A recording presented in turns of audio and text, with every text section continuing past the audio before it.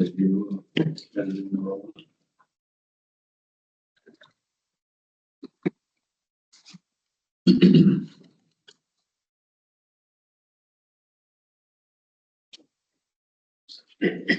This question.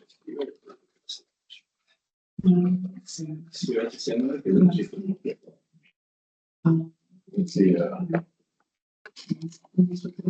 The question trying to shot. You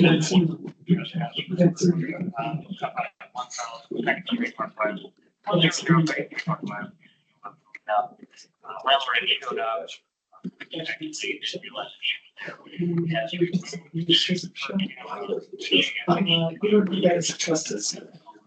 You forwarded this message. That's the one I forwarded. Yeah. But here, wait. Wait, click. Yeah.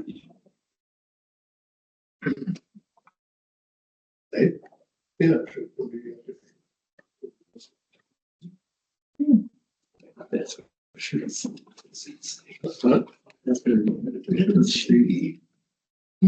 is we don't trust it because that's why they do all the stuff. I cleaned out myself. I trust. You have the IT guy here. Yeah, Chris is sweet. We do have that. We can have an IT guy from all the office.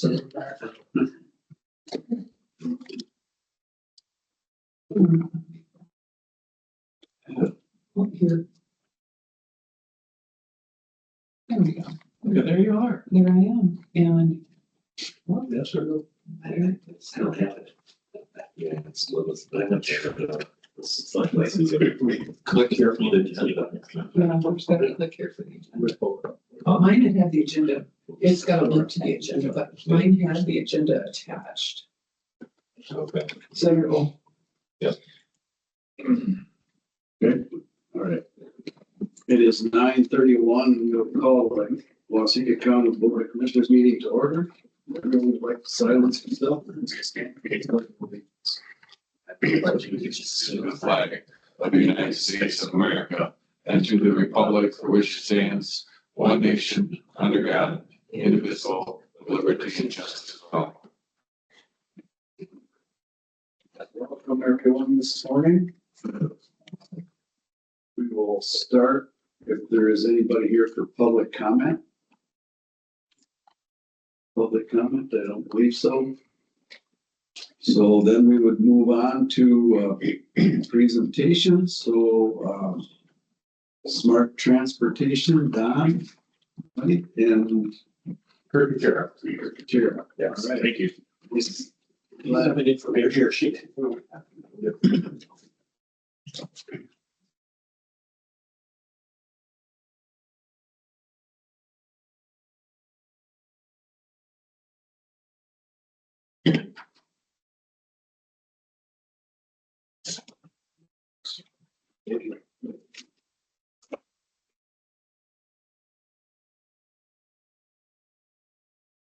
Good morning.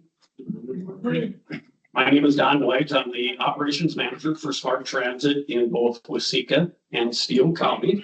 And we appreciate the opportunity to visit once a year and give an update on where we are as far as Smart Transit within our community. I did pass out a sheet with some of the bullet points of some of the things I'd like to highlight today. This is our 11th year serving the community, and we think it's been a great plus. And I'll tell you what, we enjoy it. Our drivers and passengers, they become friends, and it's been, I think, wonderful for both entities.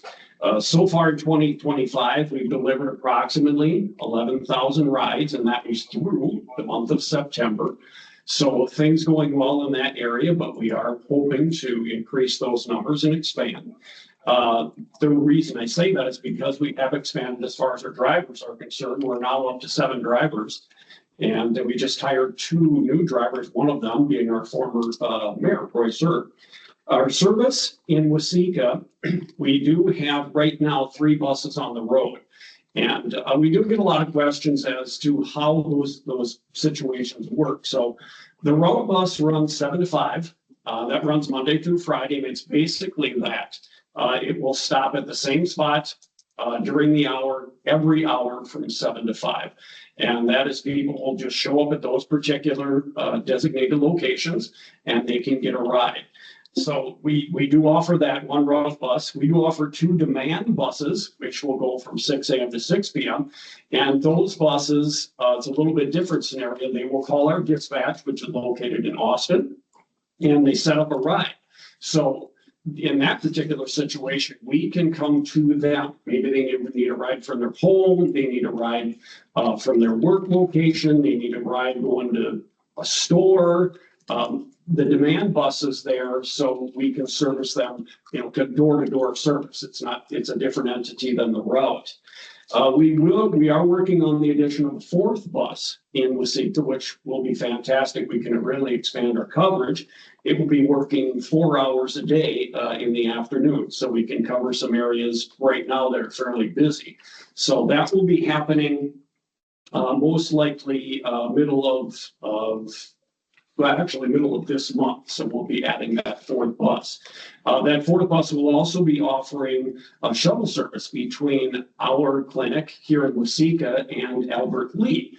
So our transit manager, Kirk Kuchera, will expand on that a little bit, but we're kind of excited about that because we can offer kind of a medical situation there as well. This year, we were able to service more kids than we ever have. We're up to 35 school-age students. We service kids going to Hartley, Sacred Heart, WIS. Some go to the high school, some to community ed, some to teen academy. So this has been wonderful for us with the expansion of drivers, and now with another bus, we've been able to help out a few more of the kids, which has been a big need within the community. Some they just can't. The bus situation just doesn't work for them. So this is a great alternative, and we're very excited that we can offer more kids services. The final bullet point, I just put that in there because we do service a lot of passengers that are disabled, and it's a very important situation, especially for them, for people who have a walker or a wheelchair. Their biggest concern is, how am I going to get on the bus? How is this whole thing going to work? Am I going to be able to get to where I need to go with my wheelchair or with my walker? And each of our drivers are trained in helping each individual to get on the bus, strapping in their chairs, assisting them in any way they can. So we're very proud of that, the fact that we can serve this area of need within the community. We traveled about 38,000 miles this year, which has been great. And we do service all of Waseca County. The majority of what we do is within the city, but we do service, we'll go to Janesville occasionally, we'll go to Richland occasionally. So we love the opportunity to do that and expand our services. I did bring along a couple of customer stories, some of the people that we do serve, just some examples. Donna is a resident in Colony Court. She loves to get out. She gets into the community. She uses a walker, so she needs, transportation that's convenient for her situation. We provide an affordable and safe alternative for her, not only during the week, but she loves to go to church on the weekend. She doesn't have any way to get there. This is how she gets there each and every week. So it's wonderful that we're able to help out Donna. Taylor is a single mom. She was concerned with the fact that her kids had to walk several blocks to get to a bus stop. Well, she turned to us, and Smart Transportation is able to get right to her front door. We pick up her kids, we get them to and from school, and we don't depart until the kids are safely in the door. And she's in a situation where she can't accompany them. So she's very appreciative, and that's kind of a story that we really love. We're really able to help in the situation. Melody, she doesn't have the ability to drive, but she needs to get to her job. So she sets up a ride on our demand bus. She goes 5 days a week, and she goes to and from work, and she relies on the service because at the time of day she needs to get there to open the store. There's really no other alternative. So we do our best to get her to and from work, and she's been a very consistent rider. And last is Ruth. She lives in her own home. She uses a wheelchair. She doesn't drive. She relies on the bus. We take her everywhere. She goes to church, the senior center. She plays bingo, a lot of medical appointments, grocery shopping, anywhere she needs to go. She's over 55, so she can purchase a pass, which is $30, and she receives unlimited rides. So just some of the examples of some of the people that we service. And again, we're looking to expand and continue to cover as much of Waseca, as many folks as we can possibly help. That's basically our number one goal for coming up for late 2025 into 2026. So I've kind of covered the ground that I needed to cover. I can turn it over to our transit manager, Kirk Cherry, who will run through some of the other items, but thank you for giving me the opportunity. Yeah, thank you for having us. Kirk Cherry, so I oversee all 4 counties for SMART. As Don said, we've been in the business here for 11 years. Prior to that, it was smaller entities that provided the transportation. I just wanted to provide a quick big picture of kind of some of the things that SMART is either working on or working some challenges some challenges that we're working through. So as Don mentioned, we're kind of partnering with Mayo right now. They reached out to us a couple months ago with some cuts that they're going to be seeing in Albert Lea with their services. So you'll have more individuals coming into Waseca here for same day operations. I don't know the specifics, but they're going to be coming from Albert Lea on our bus free of charge to the passenger with that partnership with Mayo. We've been doing a shuttle service between Austin and Albert Lea for the last about 7 years now, and that's been going well. That's going to start with 1 day a week and then possibly expand as needed. A couple other things, we're working with MnDOT, who is our grantee for the services we provide as a public transit provider. And of course, we're dealing with some state and federal budget cuts. So that's kind of a concern as we look forward, especially into 27 and beyond. So, there are going to be some cuts to transit, and we're trying to kind of maneuver through that and what's that going to look like with MnDOT and the Office of Transit and Active Transportation. Ultimately, we're going to work hard to combat, those cuts and then also the severe increases we've seen over the last few years. Without raising fares for passengers. We haven't raised fares now for passengers for quite some time, and we're hoping to continue that. That said, we are going to be seeing an increase in our local share that MnDOT has provided us with. And then, of course, we've seen increased costs like everyone has. I think the biggest one to note, though, is we're going to be looking at about a 350% increase to the cost of a bus from just 5 years ago. In about 2 years, the local share for the capital costs on those is going to be going up, and bus prices alone have gone up about 140% in the last 4 years. Maintenance costs, of course, are increasing, wages, health insurance, all the stuff that everybody's dealing with. But those are just things that we're battling with, and we really want to try to keep the fares low. We understand that the individuals in the community that rely on us are oftentimes low income, elderly that are on a monthly budget. Disabled individuals, as Don mentioned. So we're just going to continue to strive and work through those the best we can. I'd be happy to take any questions if there are any before we let you advance to the next individual. Said $30 for an unlimited. Is that monthly? It is. It's a calendar month. Yeah. So it's from the first to the end of the month. Unlimited rides on the raw bus. Yep. Okay. And so. Go ahead. Are you looking at some point maybe with Mayo taking people to Mankato as well? Is there a route? We're always looking at what the demand is. So we track all of our denials, and anybody that calls in, and we track all that data and then make decisions based on that. Certainly, if there was a high need for something like that, we would do that. We did have, prior to COVID, we offered what we called a circle run, which was twice a month. We went to Mankato with one of our buses. Even prior to COVID, the demand for that really kind of tapered off. We were only transporting maybe 1 or 2 at most for those trips. And then once COVID hit, we stopped, and we never really got a lot of requests for it to come back.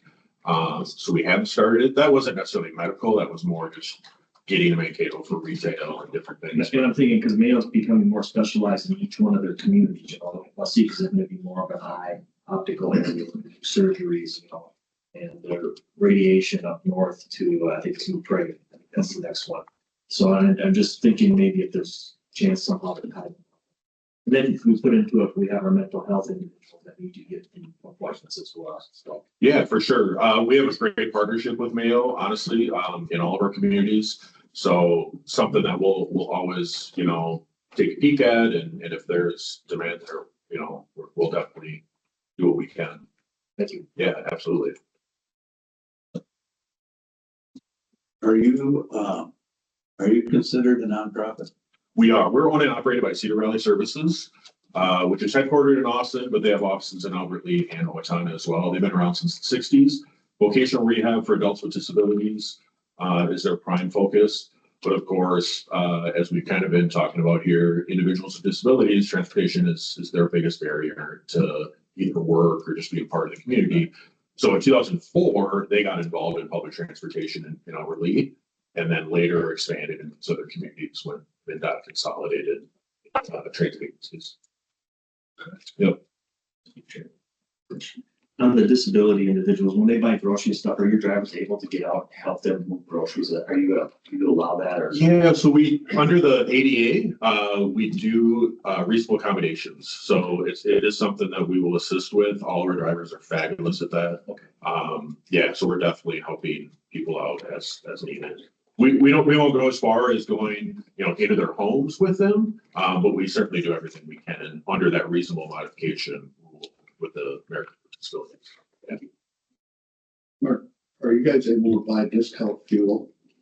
So here in Waseca, we get it through the county. Through the county. Yeah. We sell up through the county. Yeah, yep. We've been doing that since we've started. Okay. Yep. In other areas, Waseca is the only place we do that. In other areas, we do a procurement. So we procure our fuel in the other 3 counties we operate in. And we either go through like a Quick Trip or a other vendor, but we do get discounted fuel through that procurement process. Well, this may be a question for, I don't know, Commissioner Krause, or if they got a credit card for the fuel line that we sent out at Crystal Valley, would they get dividend checks back from there? Dividend on fuel? On the fuel. Can't answer that one. Yeah, I don't know. There's a fuel island that got put in out at Crystal Valley. Okay. And I don't know if you have a Crystal Valley credit card for fuel. I don't know if there's a dividend or any type of a kickback. You could check into that. Also with Quick Trip, they do have a Fleet One card, if you are aware of that. Yeah, we do get, we get a 12-cent discount with Quick Trip right now when we use that. So yeah. Because that adds up. Oh, absolutely. Yeah, our fuel budget. Yeah. Our fuel budget's like $500,000 a year. Right. Total. So yeah, definitely. Yeah. Any other questions? Other questions for this gentleman? Okay, well, thank you for that. Yeah, really appreciate it, taking the time to hear us today. And it's good to hear, I would think this Mayo thing could be pretty substantial for you as far as, you can set the rates there to hopefully you're helping them out, but hopefully keep your rates lower for your residents. Correct. If we got a decent contract with them. Yeah. They've been pretty good to work with so far. So yeah, we're pleased with that. Yeah. Okay. Good. Definitely. Perfect. Well, thank you again. Appreciate it.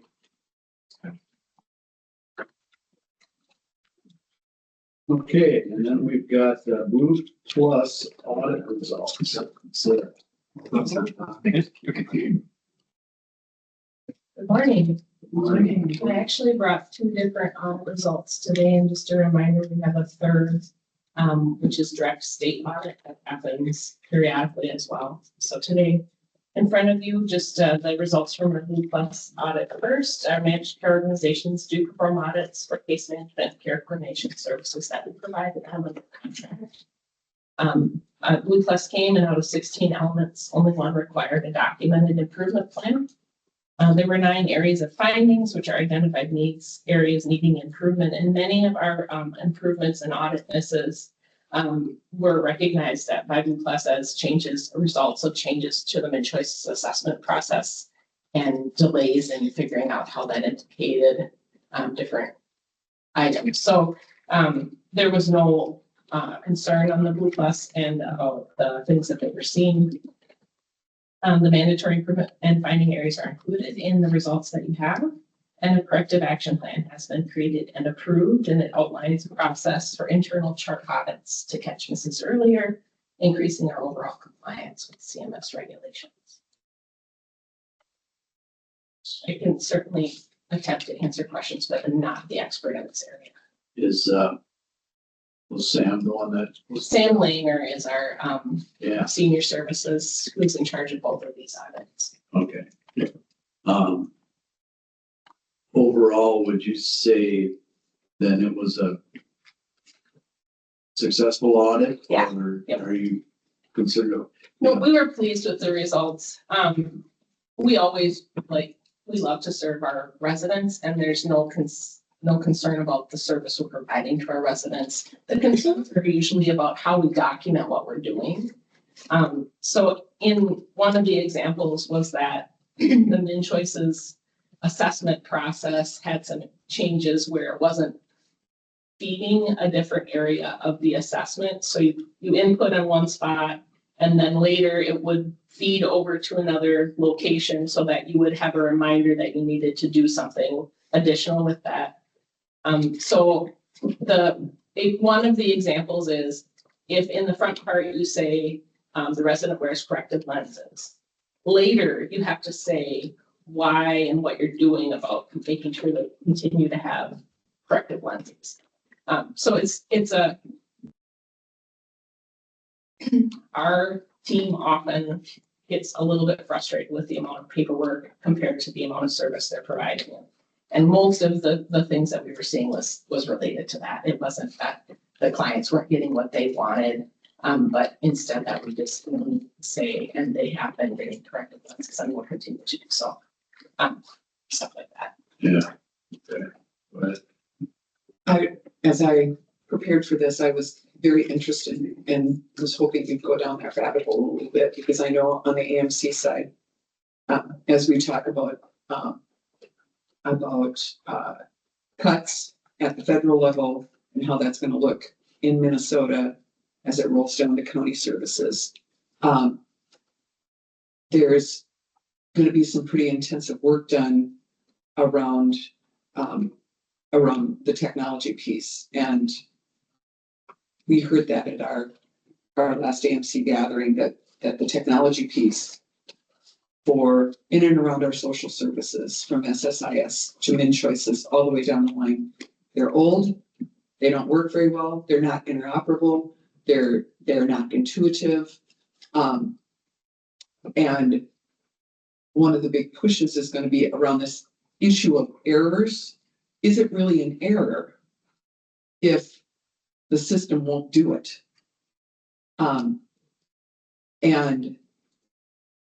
So none of this surprised me at all. I'm glad that and was confident that our people are taking care of our people. But this is just one little example of what is happening statewide, not just in public health, but in human services with a lot of our state platforms.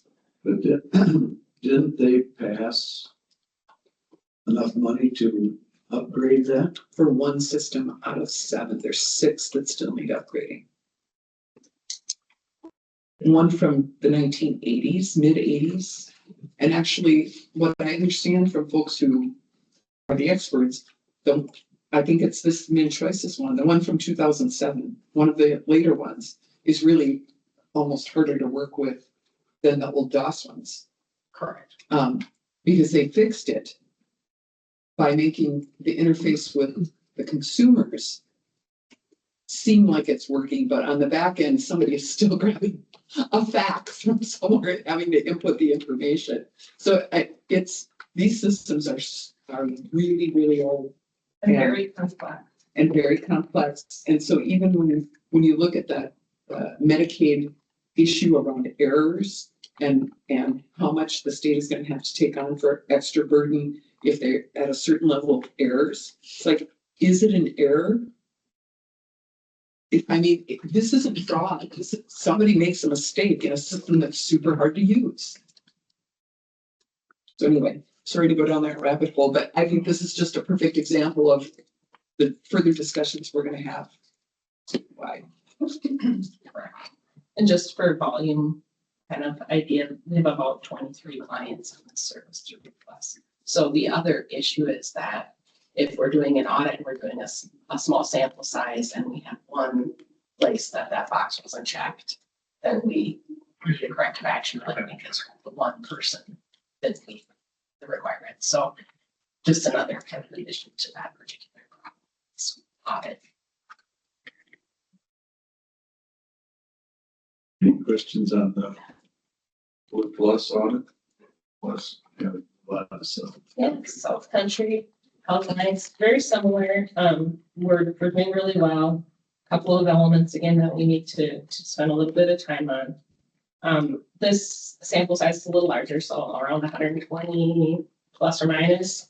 And then, excuse me, out of 84 elements, we had 12% that did not meet standards in just 2 categories. And again, same kind of corrective action plan that we're going to look at those chart audits and try and find those places where the systems aren't talking or that we missed a queue in a sooner time frame so that we can be compliant with CMS. And again, this is about CMS compliance and compliance with the managed care contracts and not necessarily about customer service.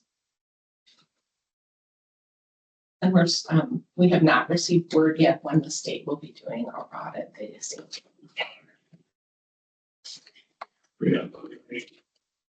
that should a lot of the plates are confident. So on the South Country audit, I would imagine the blue boxes in that are where you had a corrective action plan. Correct, yep. Those are items that needed addressing in one of the chart audits. So what we end up doing is putting together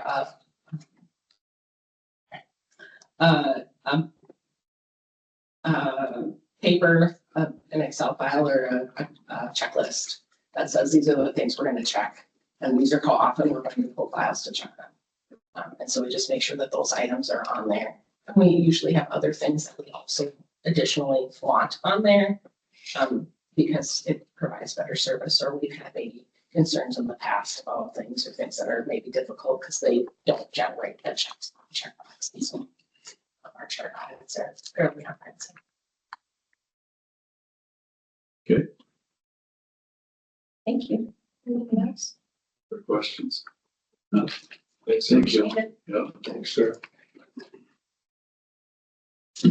All right, then we will move on to approval of the agenda.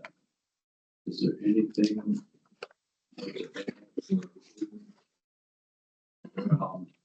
Commissioner Walter. I'll just make note that we amended the agenda to move closed session to the end of this meeting. Right. So I will make that because that just happened yesterday. So Yeah, that it was originally scheduled as a previous meeting to this and consolidated it to the end of the agenda.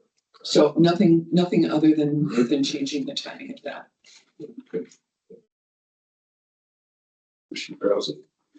No, sir, Mr. Chair. Commissioner Margaret. No, Chair. Commissioner. No, sir. Nothing from staff, admin.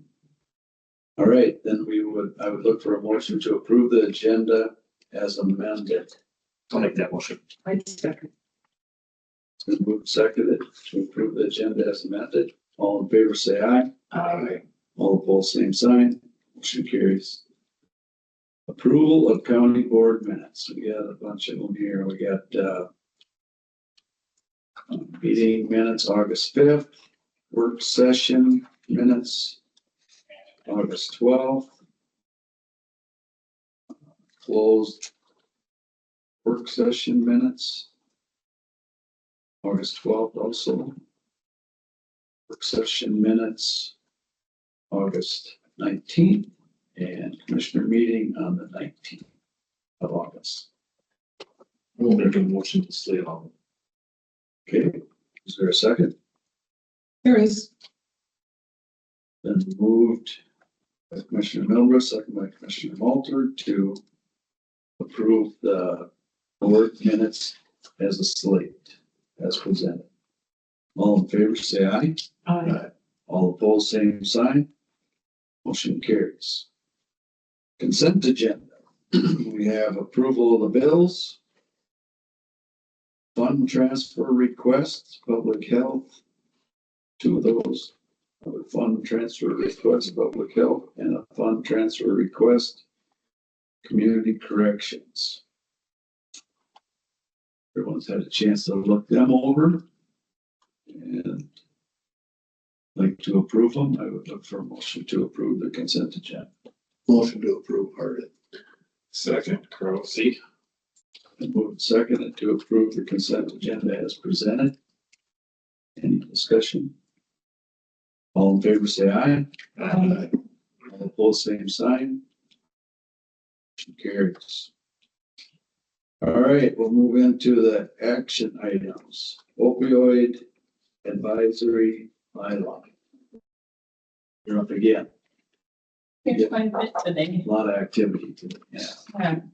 So, the first item we have here is, a result of the convening our opioid advisory council. We've been meeting over the last few months and are, finally at a place where we are comfortable as a group with the proposed bylaws that you have in front of you. Not that there was a lot of disagreement, but just making sure we had all of the right things in there. And they've been presented to the council and the council has approved them to be forwarded to you as the board of commissioners for consideration. They do outline the structure the committee will provide for its ongoing work to inform the use of opioid settlement funds. I would ask that you approve them as the governing body or city that work. Part of that committee, we've gone through quite a few of these, and these kind of follow statewide on what everybody else is using. That's kind of a boilerplate with our Waseca County additive into that. And I think as we go on further into this could get adjusted somewhat, but I think we need to start to get going. So I make a motion up. Okay. So we are approving the Waseca County opioid settlement advisory council bylaws. Is there a second? There is. Okay. It's been moved seconded to approve the bylaws. Any other discussion? If not, all in favor, say aye. Aye. All opposed, same sign. Motion carries. So has there been any money spent yet? You have authorized at this level a couple of different expenditures. Yeah, that was is that the money that went? The mental health navigator and then Yeah. to, United Way. yes, the mental health navigator through United Way and the trust. Thank you. And then some salaries to offset their. Yes, exactly. Public health, opioids, which you just approved the transfer for. So our opioid work in public health. What we have as the next agenda item is a request for proposals that we would like to open that pot of money to the community for the things that the community can see are gaps and areas that need supplementing. And so our second item today is been put together by the Opioid Advisory Council. Again, we've been meeting with the aim of developing priorities and a process for spending the Waseca County opioid settlement funds. So the council went back and forth around a whole myriad of different ways that could be done and talked a lot about our community size and whether smaller amounts should be done more frequently or we should have opportunities for larger amounts to be done. And at the end of the last meeting, we finally just said, we have to start somewhere. And so let's try. They would like to try a quarterly process for gathering, reviewing, and awarding proposals. The first process would open November 1st and close December 15th to make funds available then about 45 days after that for the community places that are awarded funding. So before those awards would be made, they would come back to you. So the committee would review the submittals, make recommendations and bring them to you for approval before their expenses would be incurred. Again, our community survey results show most of our public prioritize using this opioid settlement for prevention in youth, family, and community programs, followed closely by treatment and recovery by expanding treatment options. This prioritization would be considered as responses are scored, but it wouldn't mean that that would be the only places that we would see interest or that we would ask for awards to be made. We are estimating that a goal of about $50,000 for 2026 for addressing priority areas would be within scope for the way that our monies have been received and will continue to be received to really make impact, but also manage that funding for the long term. Questions? Questions for Sarah? I think we just wanted to get, Chairman, we just wanted to get this up, get it going. And again, this will be another fluid one that we probably work with later on if we see to tweak it someplace over the next year or so as well. But we want to get it out to the public, see what we have, what we're going to provide. So will this be sent out to certain people then, or where you think there's a possible need for some gap money or? Yeah, we have a list of interested parties that we've been compiling, that we've been sending different communications periodically, and we would certainly send it to that listserv, to that group. But additionally, it would be publicized. So this would go into the county paper, so that it would be known and open. And that list of people is nonprofits and service folks who work in these areas. Even schools, churches, other organizations that serve people who are affected by opioids. Either needing to service people who struggle with this or in the prevention area. And so that we prevent drug use. Part of the wrestle with this has been just coming up with a basic structure where the Board of Commissioners, the timing of things so that the Board of Commissioners so that the committee has time to review things and make a recommendation, and so that we can get it before the Board of Commissioners before the money is awarded, because it's our job to award that money. It's a new process. So as Commissioner Milbreath said, almost certainly there'll be some tweaks along the way, but this is a good basic setup for us to go give it a try and to get some money out in the community to do some of the work as it is intended to be done through the settlement, because how this can be spent falls underneath that settlement. There's all kinds of, places that we should be looking at to use this money, because we get it and we get to spend it because of this lawsuit, and we have to spend it in alignment with what the terms of that settlement were. So there's a bunch of different layers here. So do you think that this will be, a lot of these things that are going on in the community are obviously ongoing. They need money every year. So could it be applied that way or asked that, we need 10 grand a year? You're right on where we have had conversations as a committee. What we have in the application is a request to these agencies to show sustainability. That said, we realize that there may not be a way to show sustainability.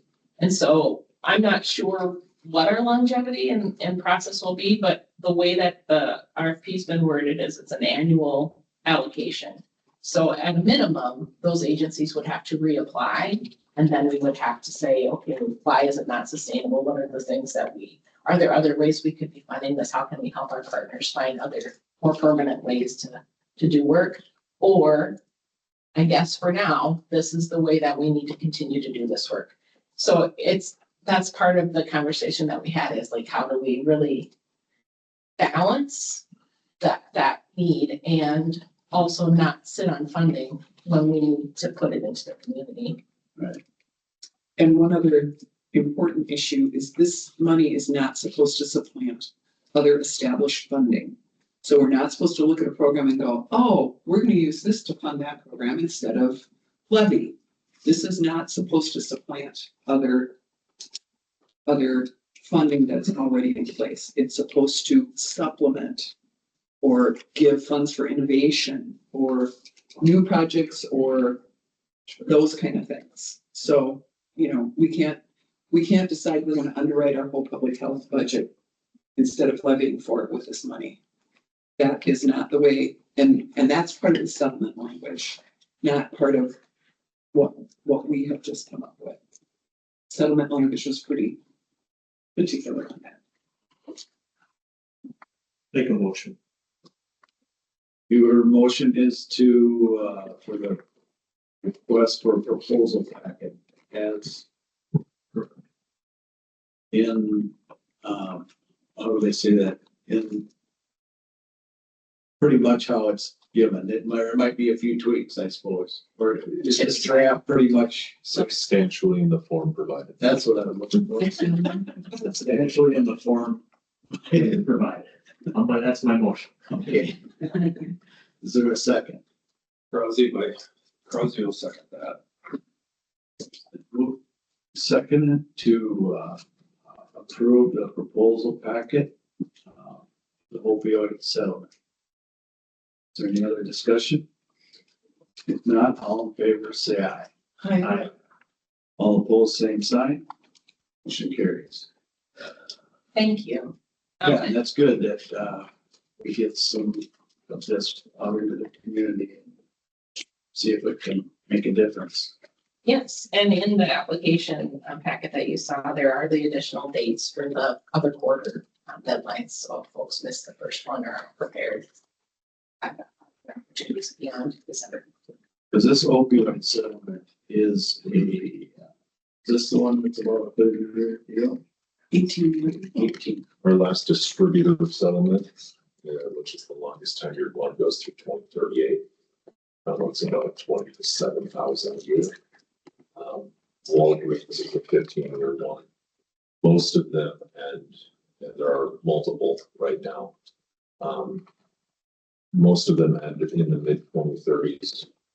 The Janssen one is a little earlier, like 2031, but most of them are a 10 to 15 year window. Okay. All right, we will move on to Insure Navigator contract. Yes, thank you. We are excited to share our certified community health worker has been really busy. She carries an active caseload for Healthy Families America program, which is our home visiting program for moms and families. And she also has been supporting our unit, providing translation services in a variety of places. We found a pattern in that many of her referrals and consultations result in requests for translating assistance for specifically MNsure applications for medical insurance. Currently, we are only able to bill for her translation services when she's serving someone who is already insured. And so we did some research and found that we could become a contracted partner with MNsure. And then after contracting, we could assign a certified community health worker as a navigator. Providing navigation services is reimbursable by MNsure. If the resident is eligible for coverage, so it's not a perfect system. But if we work with someone, it's determined they're eligible for coverage. And with the consent of the individual, we can then provide them with this navigation service to help them with the application and get reimbursed for that. We additionally could, as a navigator, provide services in person, virtually, or on the telephone. And so that would be a barrier that we would be able to eliminate for many of these folks. Right now, they have to come in person. in order to do that, if they need translation. Because she's bilingual in Spanish, she would be able to do Spanish applications on her own instead of having them try and navigate transportation barriers that we all know exist. Just talked about that earlier. So we would be able to capture some additional revenue with the successful applications that she would be finding. This is not a service being offered by Mid Prairie, just for clarity. There are a couple of local places the service is offered, but we do not in Spanish. And they're at some local banks or financial institutions. The reimbursement is $100 per individual enrolled and successful determination of eligibility.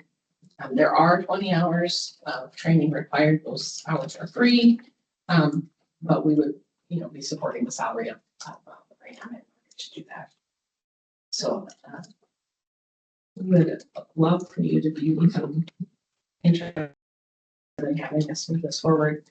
We did review the and the contracts that Minister provides online through Rusty already, and he said there were some issues with the contracts. So our community health worker, nothing's changing. We're just getting, this contract is gonna bring in more revenue, right? We're not adding any staff expense or anything. Nope, we're just trying to find another way that we can reimburse her time from somewhere else besides tax levy. So this can bring in, reimburse some of that we're already doing. Correct, Plus we can do it now over the phone. correct, So it should help staff time also. exactly. Should reduce staff time. Okay. That's our goal. So I see that I forgot to fill in the little recommendation line, but we're looking for a recommendation to move forward with that. I'm becoming a contracted provider. Navigator, in-person assister. That's what we're after, this contract. Yeah. Okay, Chair, I would move this. you're a second? I would second with the condition.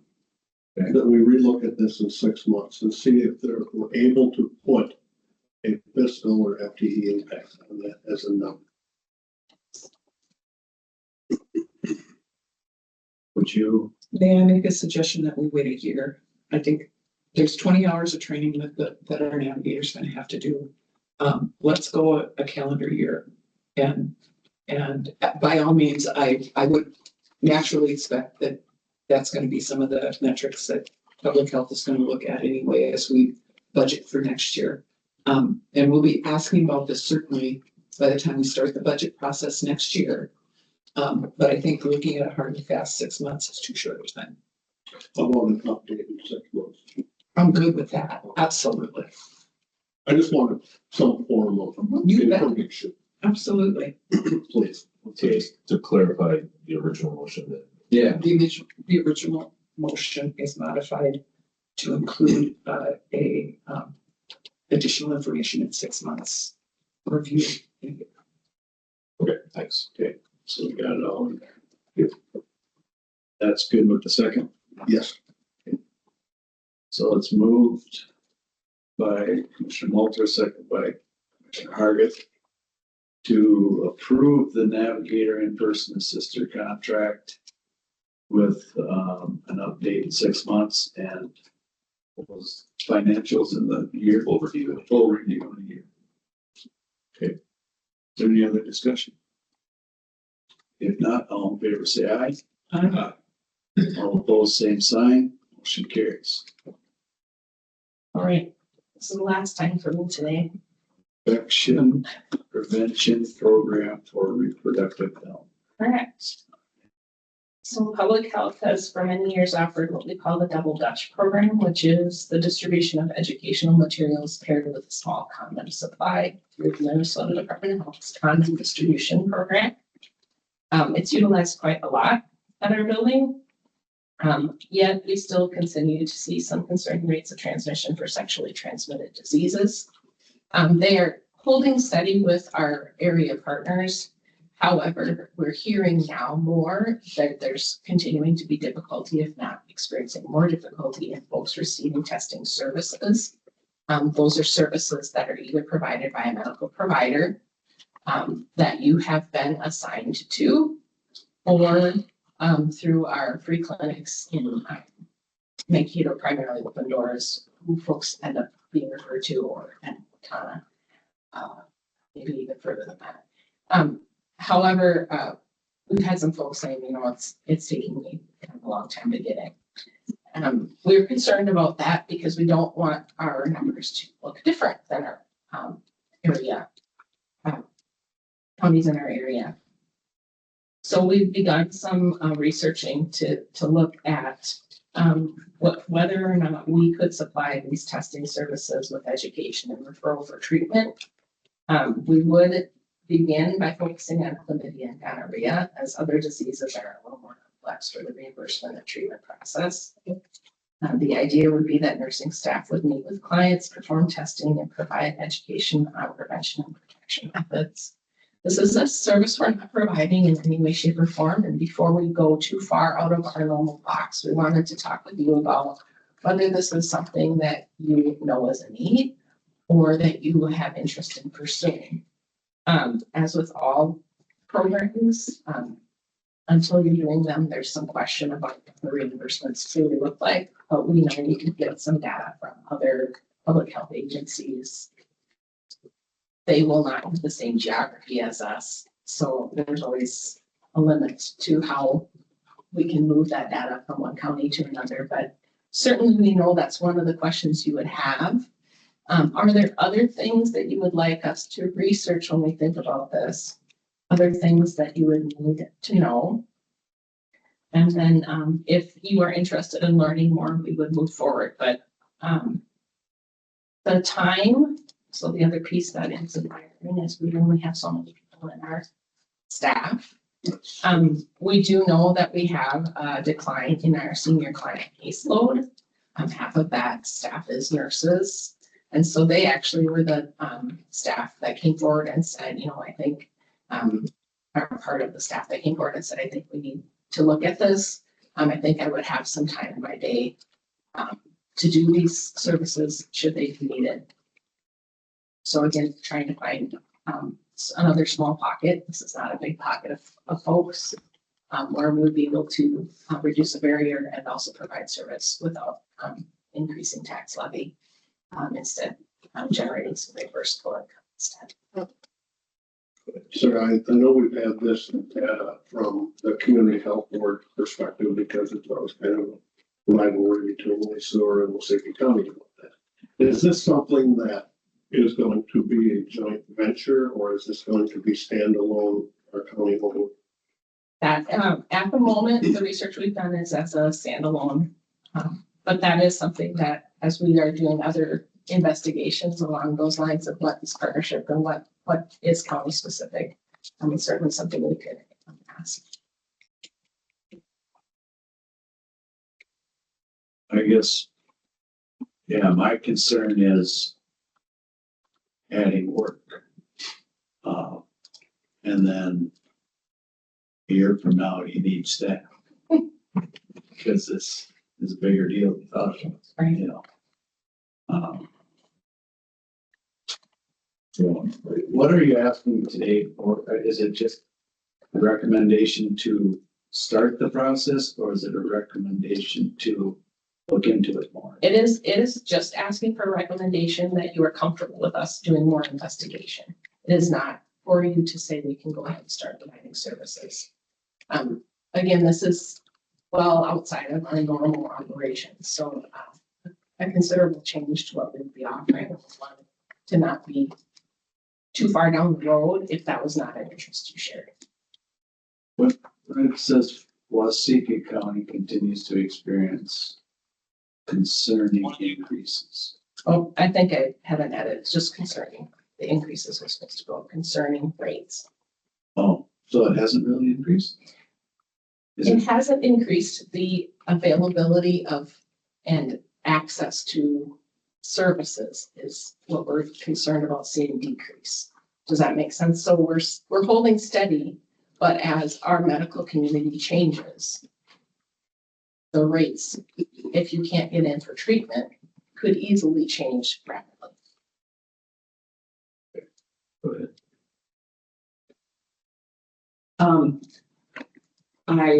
I appreciate our public health staff, looking at local needs and thinking about flexing. Particularly in this area of public health. We should look at the data. We should look at the local needs. And while we don't want to run after every fire, we do need to be able to make adjustments. We can't do the same thing all the time. Things change within our community that shift the needs, and exploring how those needs are shifting is important. I thoroughly expect that we are going to not only see continued but increasing issues with continuum of care in not just this particular area around reproductive health, but in lots of areas. And I appreciate that we're looking at it. I absolutely support looking at this. I'll be interested in some of the trend data on the number of cases in the county, and without a doubt, the longer people have to wait to get tested or get treated, certainly increases the chance of spreading. And so this is like, this may look like providing medical services, but it really is a prevention piece. And so I appreciate where this is going. I'm very interested in learning more from what you learn. I think that's where I was going to go next with Commissioner Walter's statement that, how are the schools still handling this? I mean, prevention is job one, after the fact that's what we're chasing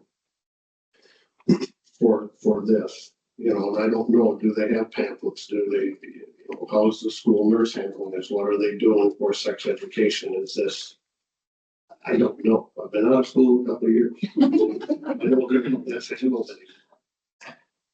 But this seems like it's, I mean, yes, it's good to look into this, but I think it's kind of like after the fact. I mean, how do you, I don't know, I'm kind of torn between this. Yeah, to me, you've already got, you're already educating, you're trying to educate, and you've got the condoms there, right? How much more can you do? And then now people ignore the education and the prevention. They ignore that, and now we want to help them further. And that's what gets frustrating for me is now, you can't fix stupid sometimes. And I'm not going to disagree with you, Chair. I am not, because there are always people who willfully proceed ahead at their own peril. But I'm gonna call out a couple fallacies that we automatically assume. We are automatically assuming that this is a problem with our young people. And I'll be really interested to see the statistics broken out by age, because I happen to know that sexually transmitted diseases among seniors is a big issue in a lot of places. And I'd be interested to see if that isn't a case here. And by seniors, I don't mean seniors in high school. I mean 65 and older. I mean 75 and older. So this falls into senior care. Oh yeah, totally. Totally serious. Yeah. It's not even close. Yeah. What's that? Yeah. It's significantly higher than you. Yeah. Yes. Yeah. Youth are not the dumb ones here, folks. Well, I wasn't referring to age. No, but I'm basing this on Commissioner Hargis' comment about what are they doing in the high schools. And we have to take a holistic view of what is happening. I will say one of the good news is that all of Waseca County schools did the student health survey this last spring. And so we will have some data to help us on the youth side to look at this issue. It won't be trend data because they haven't all been doing the survey, but this is one of the reasons why that survey is so important. We getting the other data on this will probably be more challenging because not everybody stays here in Waseca County that lives in Waseca County to get healthcare for these things. And they go to Mankato, they go to Owatonna. So being able to figure that out is another place where we need good data in public health to help us make wise decisions. Another reason for those regional data models. But Is there a possibility that we could get some data prior to, Absolutely. Yep. agreeing to this or signing? I'd like to see a little more data for our area. Certainly come back with more information. Is there, I should ask, is there a timeline on this? No. Okay. am I understanding correctly that the action for today really is just to have public health continue to explore what this would look like? Yes, but it leans into exactly what Commissioner Christopherson was stating. We don't know what we don't know. There would be a concern to just blanketly approve without understanding the staff and cost implications. So the ask really is to understand the staff and cost implications and then ultimately come back with a recommendation based upon those findings of X. That makes sense. I'll make that motion after this. Do we put a time? 6 months or just whenever you get the data collected? It shouldn't be that long. Good. So, Moved by Commissioner Melba to continue research on this topic. Is there a second? second. Second by Commissioner Malter. Any other discussion? All in favor, say aye. All opposed, same sign. Motion carries.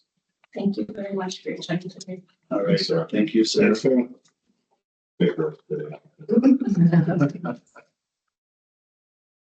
All right, we got one more action item. Chris, approval of cybersecurity supplemental insurance.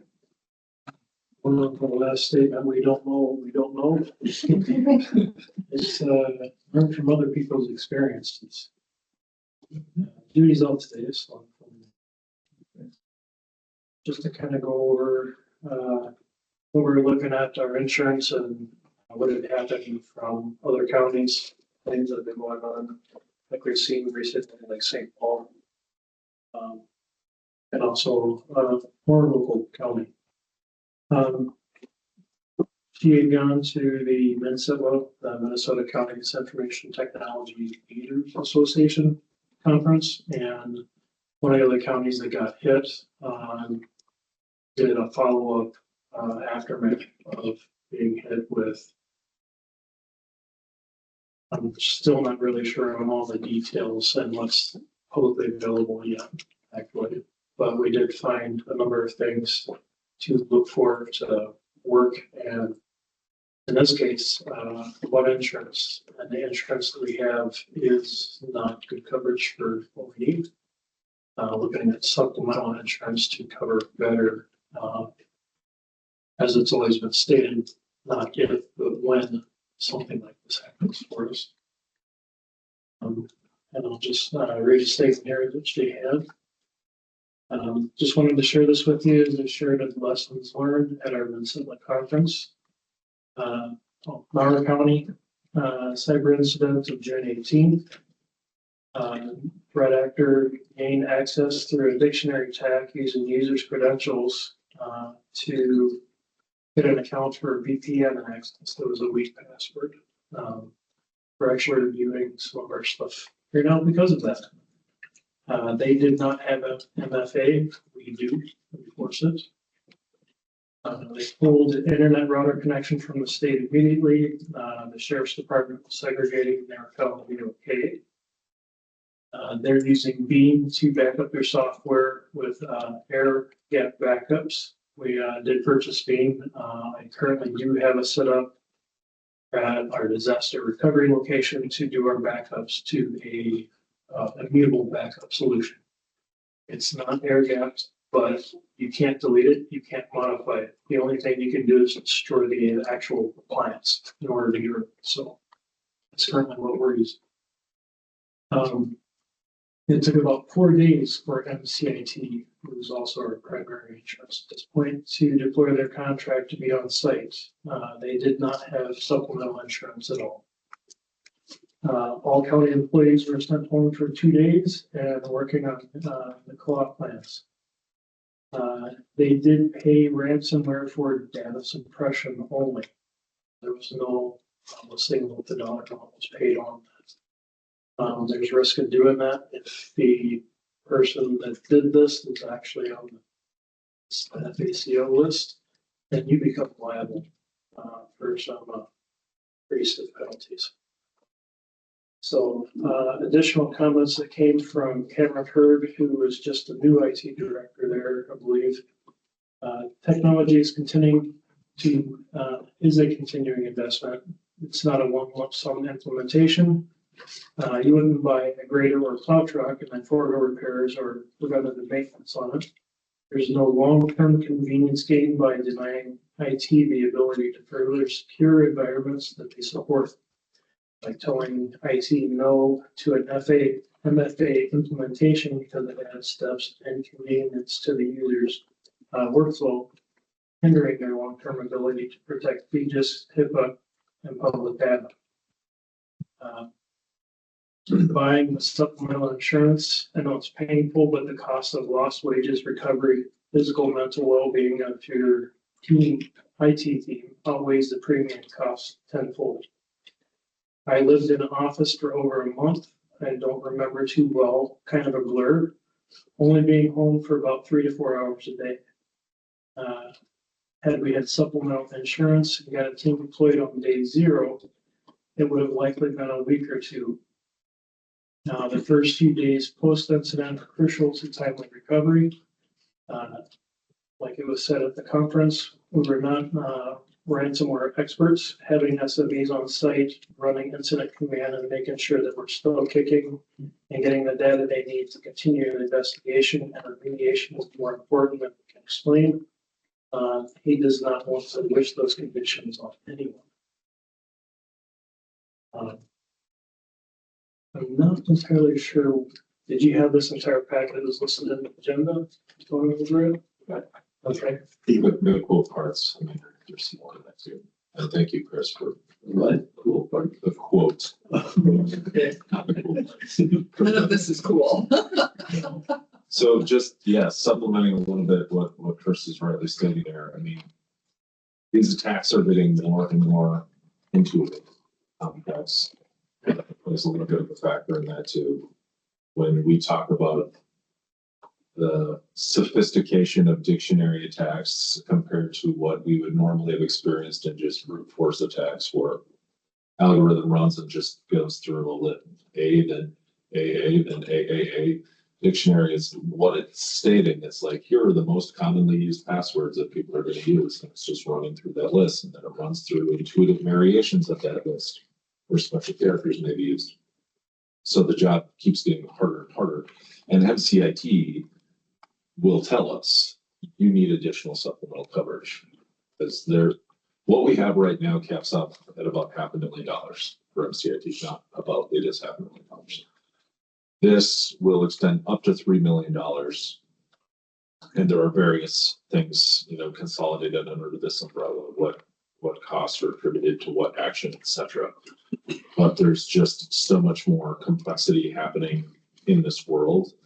Mauer did not disclose what the ransom amount is, which is fine, but we know it's significant just to get it turned back on.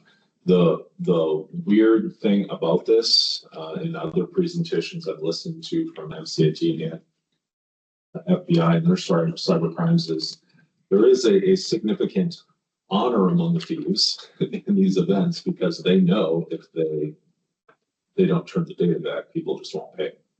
So the likelihood of them restoring data or releasing data is very, very, very high, but it isn't cheap.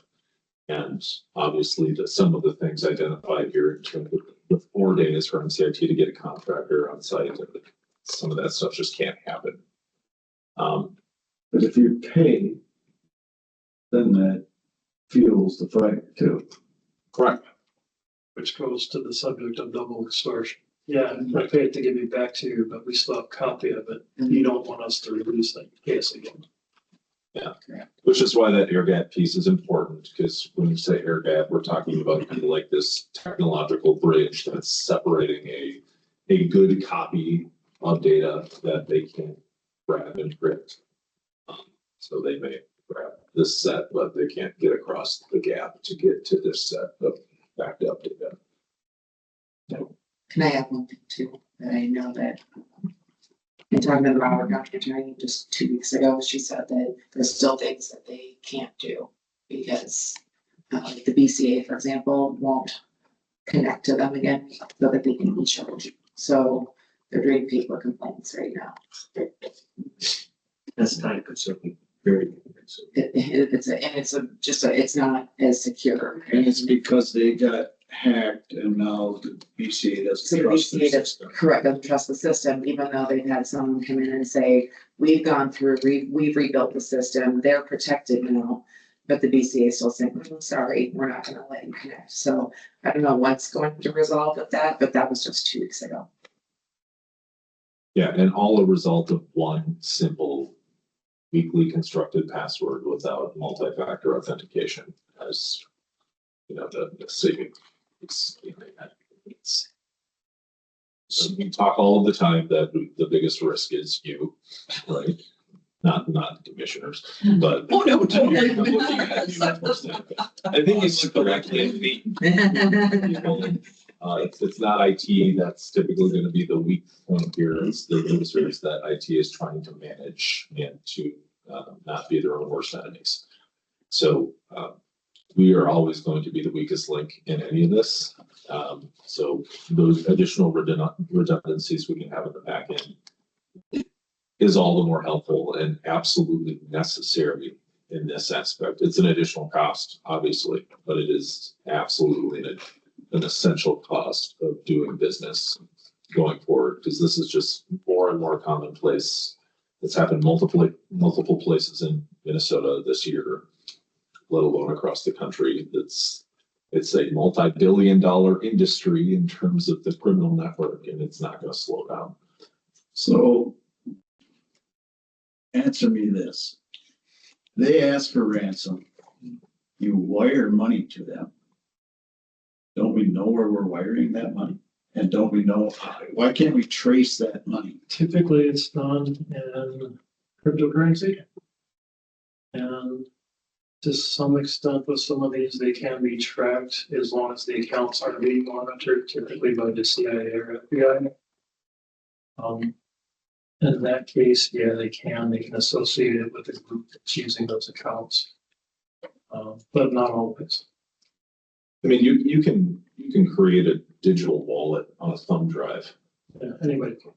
and have millions upon millions of dollars in cryptocurrency Untraceable. and take it anywhere you want. And How is it untraceable? The only time it's being able to be tracked is when you're actually in the process of making a transaction. Right. At that point, when it's at rest, it can be in your pocket and nobody knows who it was unless they actually tracked you making a process at that time on camera or on the network. Once you meet with that transaction, we don't know where you are until the next time you do another transaction. This isn't like the old bank robbers on their horses. We can't catch up. Wouldn't you send your ransomware with a worm in it? Yeah. Because it too, In fact, Is that- If you're sending money, you can't really take anything else to it. And they got. the stance generally is don't pay. well, if we did it to ourselves with all this crypto money or whatever you're talking about. Yeah. I don't own any crypto, so don't blame me. well, even outside of the cryptocurrency, yes, it's maybe an easier medium of exchange, but even outside of that, there's for decades been intuitive ways to mask the destination and with all of the, Sweet, wasn't it? Yeah, it's weird. Yes, king of the counts, yes. But, I mean, there's tunneling software readily available for anyone. That, as far as you're concerned, I can be sitting here, but my connection is Uzbekistan or whatever else. I mean, there's just so many different ways of trying to unravel this, that the best solution is defense and never having to talk about it. So that's the hope. So if we get this insurance, then this gal will come in and we have to have certain parameters. I mean, they're gonna make us do certain things to have insurance. And we've already done certain things Right. We're in doing, preparation to be approved. but they'll come in and make sure that we're following what they feel is for us to have that. Yeah, there insurance. were stipulations for a couple of changes that they already asked us to make ahead of time before the deadline of being instituted, I think, in January. But we're already at about 90%. Okay. One of the things, like an example, is like if you're off network, you're not on the VPN, you got your phone, you're on vacation, you want to check your mail, you have to use some phone MFA to get connected to our mail. As an example. Okay. We aren't very far away from BCA, other state entities, federal entities of saying you have to have a minimal coverage amount of this. You have to have a minimal response time of this, because it's just too prevalent. So this is just getting slightly ahead of that curve. Mr. Chairman, I make a motion that we go with the CFC insurance carrier for $12,403.30.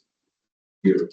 Second, or Okay, it's been moved and seconded to approve the supplemental insurance package.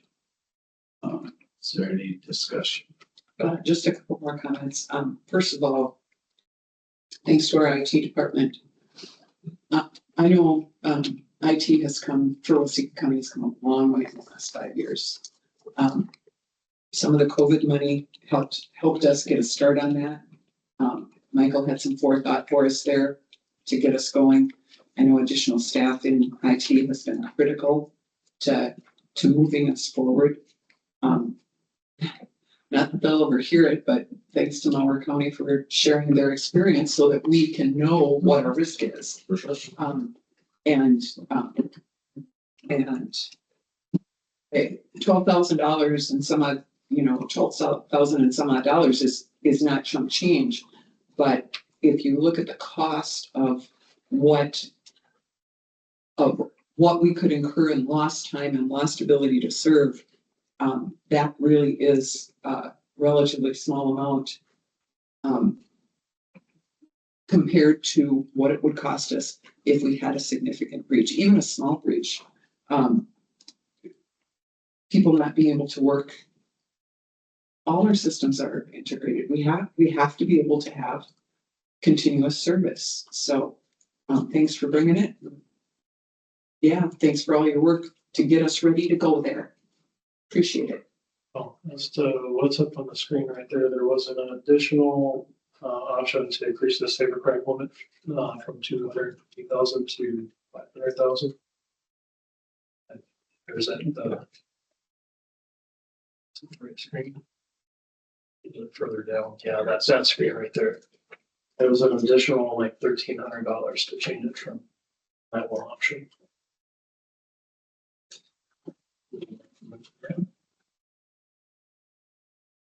It's all good. I think in our additional conversations, the recommendation is all I stated is. So you wanted it stated? This is what Chris was talking. They also had the option to increase cybercrime limits up to 500,000. So of this total $3 million, it's broken out into several buckets up here. Okay. As you can see, the liability limits as broken out in some of these various categories. But these are ongoing conversations and considerations. It's getting it implemented. if they're able to get your information, they know what you have for insurance, so there you go. Yep. Yeah, I mean, that's a school of thoughts as well too with that.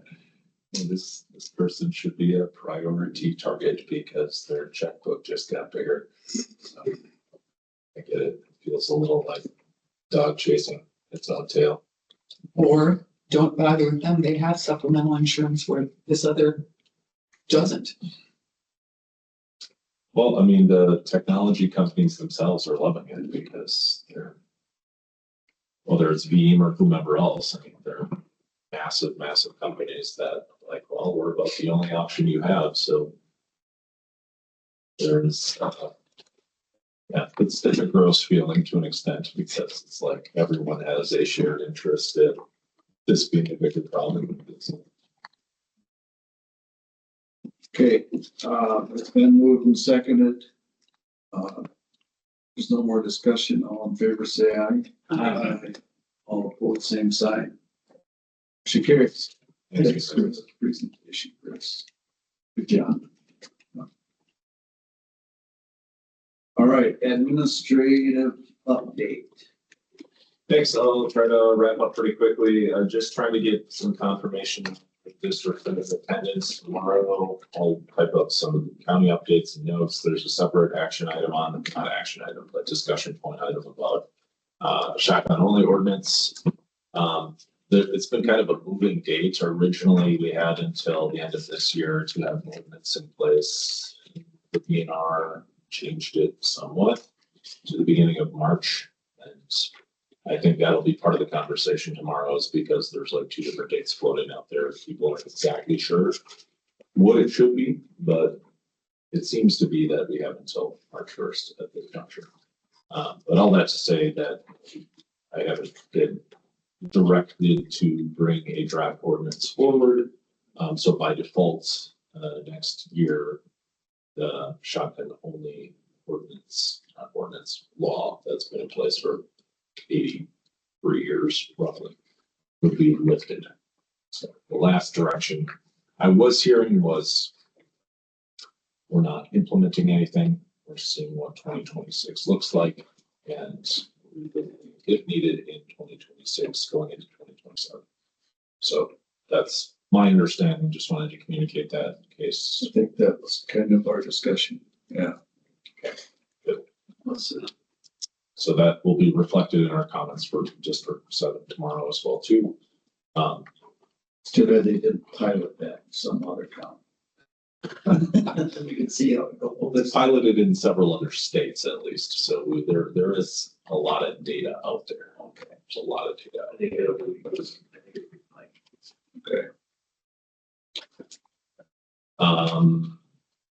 Who is not able to attend tomorrow? Maybe that's easier. Go here. AMC. Yeah. AMC. Tomorrow.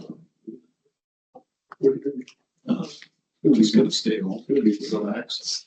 Yeah, good problem. Get all popcorn here. Okay, well, that's great.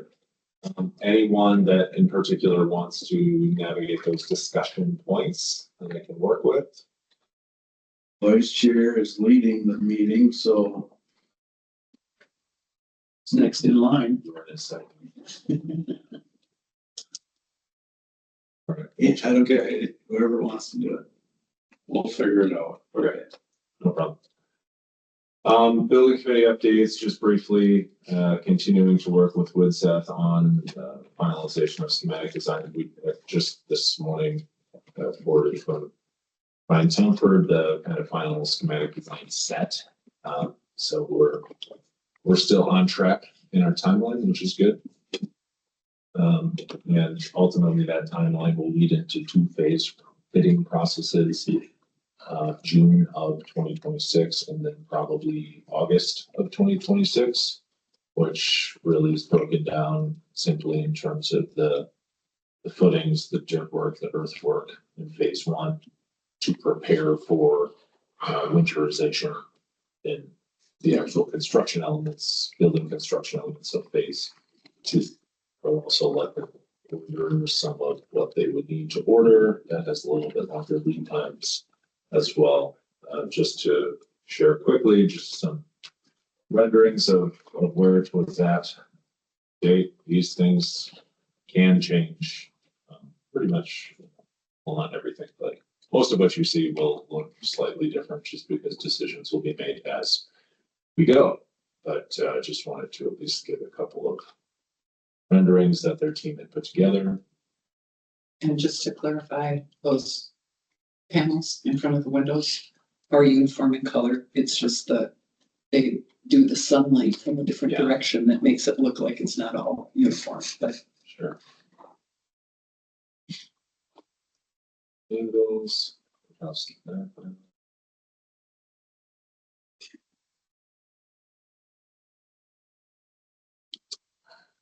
what we got so far.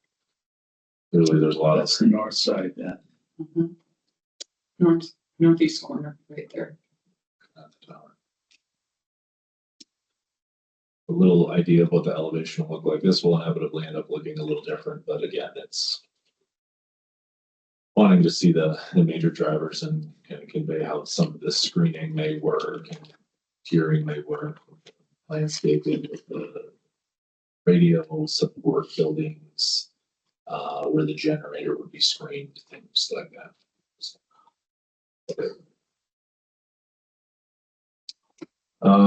Bonding. Monday, Yeah, what do we think about, we had talked about a two-stage bonding or all in one, and we kind of went back and forth on that. yeah, Tammy and I probably need to get together and chat with Bruce again. He's given a lot of good insight throughout the process. I'm trying to think of what his last update was, but we haven't talked to him for probably a month at this point in time. The last conversation, if I remember correctly, was looking at spring 2026 as that first issuance, unless the board wanted to look at something else. He even had suggested you could look at a three-part phased financing, 25, 26, and 27. Not necessarily recommending that, just essentially some of their options. Spreading out your risk as far as. Yeah, so last month, at that point in time, he had stated it right now, just kind of rate checking. We had a 20-year bond, bank qualified, excuse me. True interest cost would be in the ballpark of 3.75%, so not terrible at all. Although giving the caveat that it's impossible to know where the market will be in the next 6 to 9 to 12 months. That's always been the case. Could go down 25 basis points. It could go up 25 basis points. We just aren't really sure. After the Fed made their adjustment, we saw, kind of the average 7-day yields for Magic start to dip down. Now they've come back up slightly again as they found some stabilization to say, okay, it really wasn't that big of a deal. But they tend to overestimate the impact anytime there's a large scale change that's made, especially at the Fed. And then after a couple of months, it starts to right size and recover again. So it's never going to be possible for us to ask Chris, or I was looking at Chris, Bruce, you can ask Chris too, he probably won't know the answer either, but Bruce, exactly what the rate's going to be 12 months from now in order to make that decision. So we're always kind of trying to hit a moving target to an extent to get the best gap coverage we want in terms of levy impact and sustainability and rate relationship. But there isn't anything terribly concerning, at least at this point in time. But so to back up and answer the question a different way, I wouldn't consider anything likely until spring of 2026 for an issuance, but we can rekindle that conversation with Bruce as well. Anything else to add to that, Tammy? I think we also discussed briefly just waiting until the expenses start to come in, and then we can reimburse from the bond proceeds. Oh, sure. Yeah. But Cool. it's kind of variable. So just pulling up his quick talking points to your question. He had stated that unless bond and investment rates drop significantly over the next 2 to 3 years, he didn't think it makes sense to call any of our existing debt. It's cheap money, so let it ride. Bullet points being using cash towards the Justice Center makes a lot more sense. Again, at least given current bonded investment rates. Here's my first blush concept. Early mid 2026, issue the first 17 million. This will be a non-bank qualified issue due to it being over 10 million for the calendar year. Early 2027, issue up to 10 million as the cleanup achieving BQ status under 10 million for 2027. So 10 million number bank qualified. Whenever needed, spend up to 5 million of cash, bringing the total project funding to 31 to 32 million. Or you could spend the cash before issuing the cleanup bond, whatever makes the most sense at that point in time. So ultimately, if you spend the cash ahead of that second issuance, you know exactly in theory what you would have to bond for cleanup. And you wouldn't be committed to a larger bond than needed. That's probably could also issue the first 17 million still this year, and then the cleanup of 10 in 2026 or 2027. Your choice. So there's more options and timing in there, but there isn't a huge sense of urgency in this year versus spring of 2026 is the broader takeaway. But we'll touch base with them again and see if anything's changed in the last month. As of November, we'll want to get back into some budget conversations. Not a terrible amount has changed between the preliminary levy certification and now. There'll be some adjustments likely to the library based upon recent conversations happening both with this group and with the joint group between us and the Sewer County. That may be something that ends up getting brought up tomorrow as well. It was a lot of the discussion that we have in a regional administrator meeting. And again, just very much prove the concept that it's kind of all over the place with how counties operate these relationships with cities, etc. Treats on the streets Thursday evening from 5 to 7. Interested in a commissioner or two if you have the availability. Okay, thanks.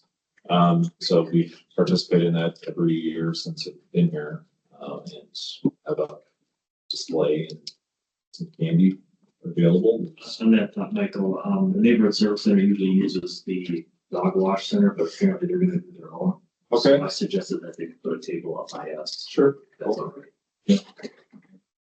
And Sheriff's Posse. Yes, we will be there. Sweet.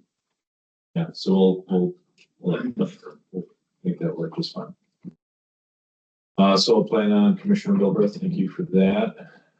Tina's out today, but a number of collaborative projects happening right now. We have something that we're doing with every city right now in the county, which is good. So hoping to see some of those take root in the upcoming weeks and months. A lot of interest right now in some existing spaces in town.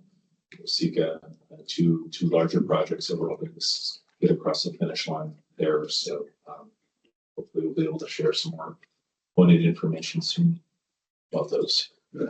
Yeah. And are some of those projects, can you attribute some of that to Tina's efforts? Yes. Okay. Good. One in particular, well, two across all of the counties, yes, a handful of those. And one is we're just partnering with the cities ongoing efforts too and trying to be part of the solution. So I think there will be something that comes back to this group to consider in the future if there's any kind of incentivization that is sought from prospective businesses. And the only other thing I was going to ask of you in that realm is property inventory. We have, when we get requests from deed, it is very often a very short turnaround. So, example, we'll get a request from a prospective business that is high level in the industrial space. They need XYZ number of acres in proximity to highway, etc. So for us to be able to respond to those requests for information, at that point in time, we have to have a proper inventory, or at least an inventory of willing partners that are looking to actively sell property or land for development purposes. We have some, and have a few contacts already in the Rolodex, so to speak. But if there are others that you are aware of or hear of, by nature of your role in conversation, please let us know, because that is very significant in our ability to move on to the next stage. Just that, you probably would like to have inventories, or if there are in even our smaller town. Yeah. Janesville, Marion, Yes. if there's available land for like growth. Yeah, especially when they are somewhat adjacent to highways. So 13, 14, 83, whatever, 30, yeah. Okay, absolutely. And if it's 40 acres, awesome. If it's 300 acres, awesome. It's just not even a commitment or like letter. It's just this persons are interested in seeing a development project for the city of New Richland or Waldorf or whomever. Willing to entertain ideas. Yeah. Okay. I've chatted regularly with some people in and around Waseca. It's like, if it's this, and this, or this, we're interested in selling our land. So that would be great. I think that's all I have. You have the HR update in front of you. You hired a couple of individuals. Those are ones that most of them were as part of our transition community corrections. So we'll bring them this November 4th meeting to say hello. Okay, so it's Megan and Mackenzie. And then Emily, our new dispatcher. Jensen. So a couple other positions, but overall recruiting going pretty well. I think that's all I have, unless you have anything else for me. Okay, anything for Michael? Commissioner reports. It's, Nathan Melbrook, let's just fill the last couple of weeks. It's the last meeting.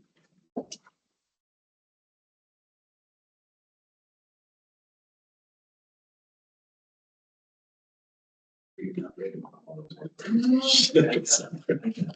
need to get up to the right one.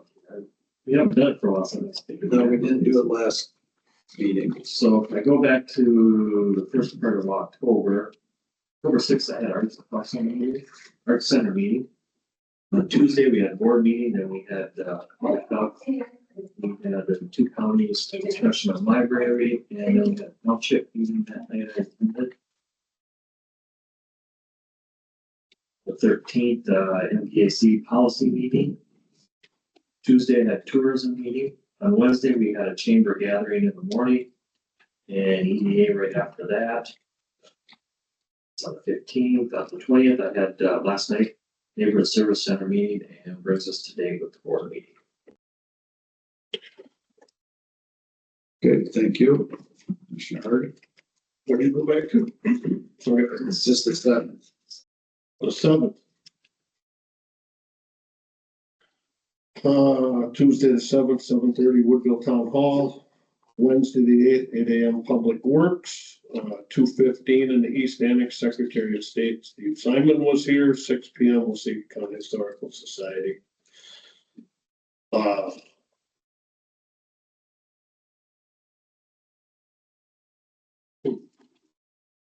13th. With Seth meeting, 2:30, Fair Board at 7 p.m. 15th, 12:30 Building Committee meeting. And last night, I attended the Reeds Lake Aquatic Information Meeting in the East Annex here. That brings us to today.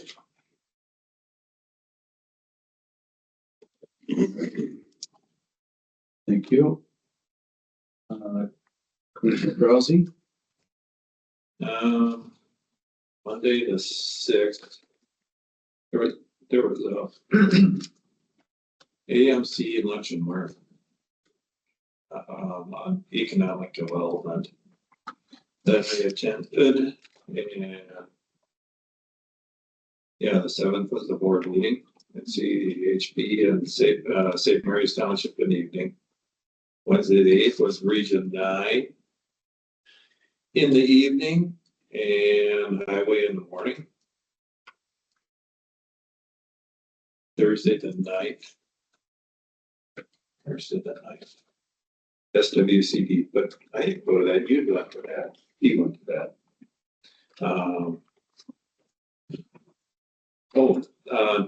Thursday the 9th, there was also a Midbury Zoom meeting that I attended. It was a special board. That was a special board meeting, yes.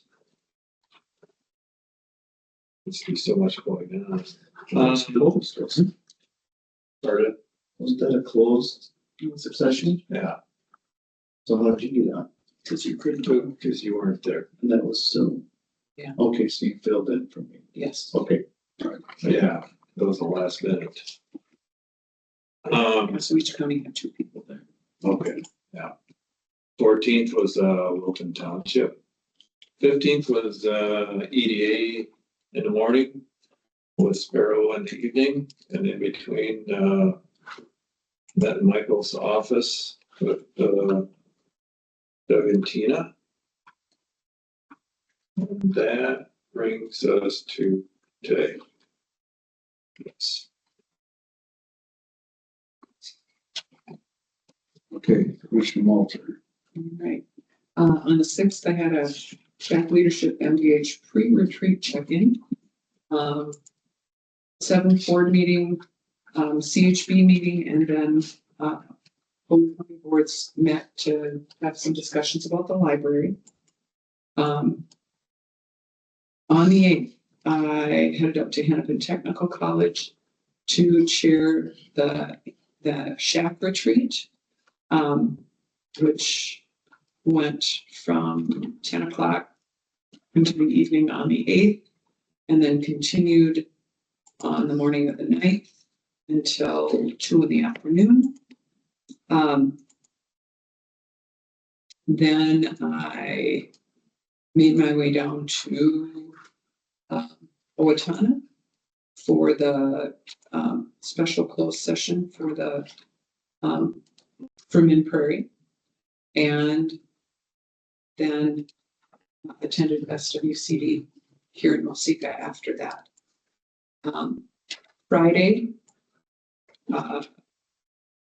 Melissa and I shared a ride up to the Twin Cities for the AMC board meeting.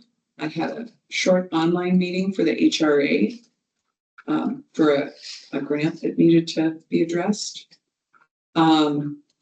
At the AMC board, I had the AMC board meetings from 10 till 2:30, and our human resources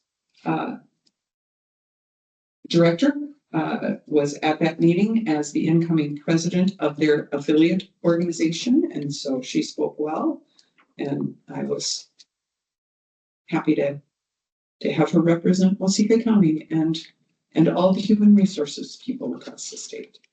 The 13th, WITSEF meeting in the afternoon, and then library board at 5. And then, on Tuesday, I met with Steve Krause in the morning to talk about a couple of things happening with fiber across the county, particularly in a couple of our cities, and how we might leverage that to get some more service in the greater part of our county. I had a Min Prairie Finance Committee meeting that afternoon. On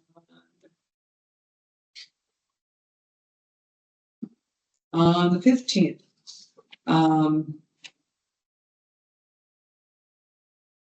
had a meeting a short meeting at 12:30 on the judicial building, possible judicial building, talking about some security issues in Michael's office.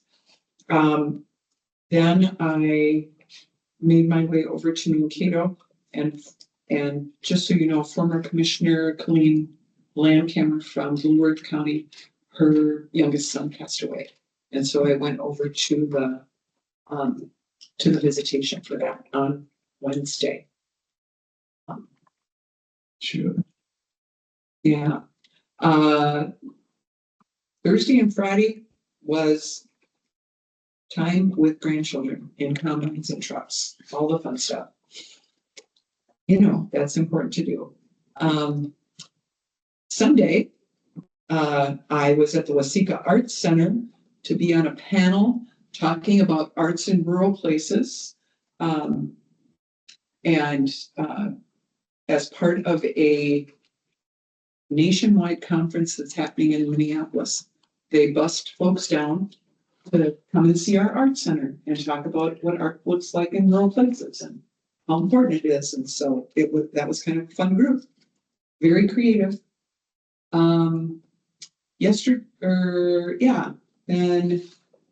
Yesterday, SHAC leadership meeting online, and then up to the cities in the afternoon for a joint leadership team meeting in Bloomington, and then back here just in time to go to the Reeds Lake invasive species meeting. And here we are today. All right, thank you. And mine is short this week. Since the 7th, I went to a P&Z subcommittee meeting on the 15th and Sparrow that afternoon. That's pretty much all I did the last couple of weeks. So Picked a lot of corn. picked a lot of corn or fixed a lot of problems. Well, there is that too. Seems like that's what we're doing most of the time. Hmm. Go ahead, Freedom. I have one more thing, and I can't find my email, so I don't know if it was the personal or the county email. Mikhail called again and wants to know how many people will be attending the marketplace. Yeah. Next Monday. Or he would like Where do we meet? to have a count. I think we're meeting on site. On site? At noon. And I said that we would give representation. I said I'd come if I can, but we'll have commissioners there. I am planning to be there. You're planning. Is everybody planning? Trying to, yeah. Okay. I'll be in late. Huh? I'm up. You're out of state, so we got Commissioner Malter trying. Is he trying or he'll go? I'll be there. Okay. And I will try to get there also. So 3 confirmed, 1 hoping to, I'll just email them now for reflect. Yeah. Perfect. Maybe 3 or 4. 4 at the most. Okay. Okay, now we don't want to adjourn, right, till after the closed session. Right. Mr. Chairman, one question for the sheriff. You know, you had that 2 and 3 study out there. Is there a way, on road 2 and 3, on the stop sign, is there a way for you to get a summary to us by next meeting? Yes, I will do that. That'd be great. Thank you. You're welcome. All right, that's completed in that study. Just on what the sheriff's office did. Oh, just on what the sheriff. No, not the highway. Okay, They did their own. You got it. sure. Okay, perfect. All right, then I would move us into closed session.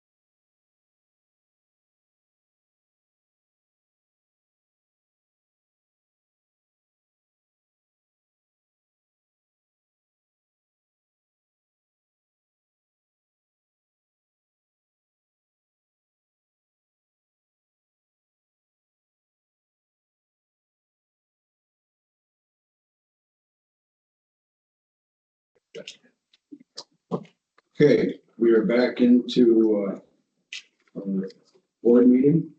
And I would look for a motion to, I would make a motion to, follow the directives given during our closed session.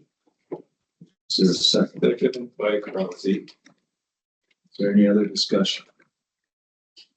If not, all in favor, say aye. Aye. All opposed, same sign. Motion carries. So if there's nothing more to come before the board, I would look for a motion By Crowley. Second. all in favor, say aye. We are adjourned. You did. It's you.